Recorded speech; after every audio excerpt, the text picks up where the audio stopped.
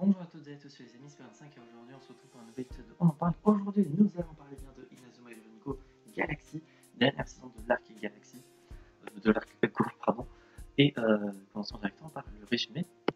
Voilà, dans cette saison, l'équipe Inazuma, je vais l'appeler, s'entraîne et va participer au tournoi national. Et donc, vous l'aurez compris, je pense, avec le titre, malheureusement, à un moment, on va découvrir que c'est pas vraiment ce qui est prévu. Et donc, ils vont participer au tournoi Galaxy qui va juger quelle planète mérite de vivre ou non. Suite parce que une planète du nom de Phalamarbus va bientôt crever à cause d'un immense trou noir. Et donc, pour décider de quelle planète devrait abriter tous les habitants de Phalamarbus, un tournoi va être décidé pour savoir du coup quelle planète va survivre et donner sa planète à Phalamarbus. Voilà. Est-ce que c'est bon pour vous, hein? Donc vraiment, saison qui, dans la communication en général, est une des moins appréciées.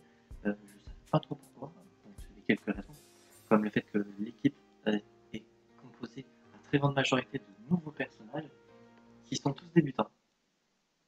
Voilà. À part Ricardo, Victor, JP et Arion.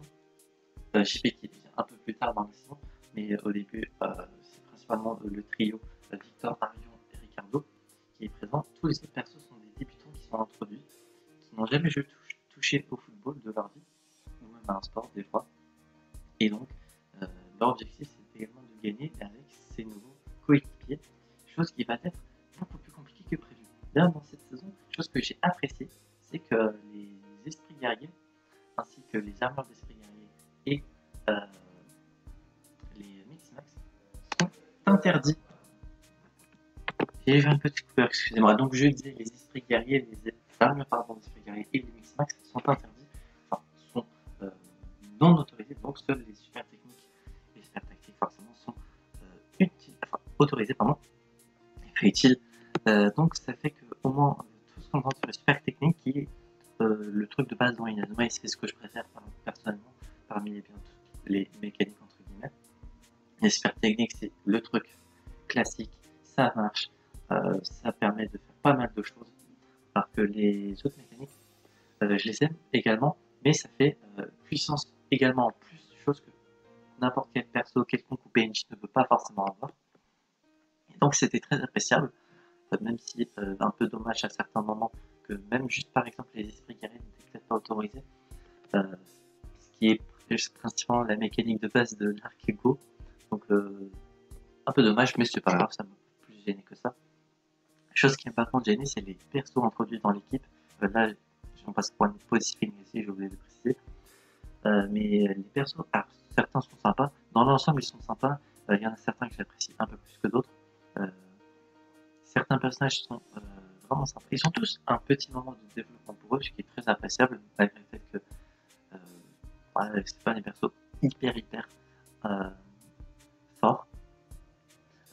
Personnellement, j'ai bien apprécié Falco ou Terry, du fait de leur car design, et Falco de pas son comportement, mais de sa manière de jouer, qui est au début un des rares persos qui se débrouille plus ou moins, contrairement aux autres. Mais ouais, dans l'ensemble, les persos, certains disent qu'ils puent la merde ou qu'ils sont nuls à chier. Personnellement, je les ai appréciés dans l'ensemble. Certes, c'est pas des persos comme Axel ou Xavier ou Sean ou etc. Mais ça reste des persos sympas, j'ai trouvé. Mais ils sont pas haut dans mon classement, quoi. Il y a largement de quoi faire meilleur. Et donc, dans l'ensemble, les matchs se sont bien déroulés. Toute la partie espace qui arrive à partir, je dirais, du premier tiers de l'anime, je crois, qui arrive à ce moment-là. Toute cette partie espace, etc. J'ai bien apprécié ça. Le match final était sympathique. Et le fait que...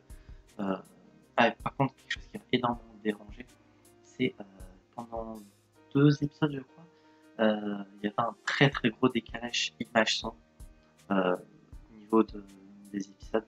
Et donc, par exemple, si un personnage commençait à utiliser une super technique, il y avait l'animation, et on entendait peut-être 5 secondes après environ, et 5 secondes le début des bruits du fait qu'il lance sa super technique. Et donc c'était très perturbant pendant un ou deux épisodes, surtout c'est vers les derniers matchs qui étaient comme ça. Donc assez chiant personnellement, ça a vraiment bousillé mon appréciation du visionnage à ce moment-là. Et également, à certains moments, et principalement au milieu de l'animé, il y avait comme un petit décalage imaginant également un personnage parallèle et la bouche du perso collait pas par rapport aux paroles qui étaient dites. Donc c'était assez perturbant à ce moment-là. Mais bon, ça baisse également un peu note, malheureusement. C'était dérangeant, mais moins que les 4 à 5 secondes des épisodes qui venaient après. Donc assez perturbant, j'ai envie de dire. Ça a un peu bousillé mon appréciation et le fait que j'ai apprécié à regarder la séance à ce moment-là. Et la fin, que j'ai trouvé un peu rush. Le dernier match se termine. L'équipe d'Inazuma rentre sur Terre et après, c'est tout. Il n'y a pas de dernier épisode. Inazuma et Longo, il y a des 2-3 épisodes malgré la fin du tournoi et de tout ce qui se passait, qui étaient des petits épisodes bonus où ils racontaient des machins, où il y avait des flashbacks, où il se passait des trucs quoi. Là, ils rentrent sur Terre et c'est bon. Générique de fin, il n'y a rien du tout. J'aurais personnellement beaucoup apprécié voir un dernier épisode. Ça n'aurait pas été de plus, enfin de refus.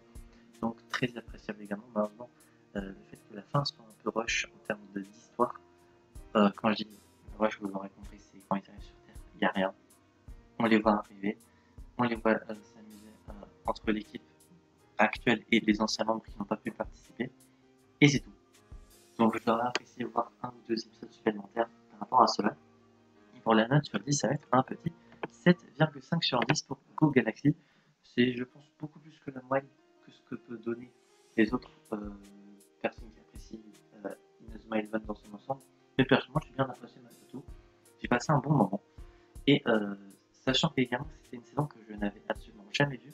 J'avais juste regardé un let's play de My Mr. Fox 4 sur YouTube. Et à part ce let's play, du coup, dans lequel j'apprenais les événements de Galaxy, je ne savais rien. Et du coup, en animé, ça rendait plutôt pas mal, j'ai trouvé. Et à certains moments, c'était même un petit peu joli, si je ne me trompe pas. Mais donc, bref, j'espère que cet épisode de mon empreinte vous aura plu. Si c'est le cas, n'hésitez pas à vous abonner, mettre un petit pouce bleu, activer la cloche, faire votre commentaire, votre avis sur Go Galaxy si vous l'avez vu, ou sur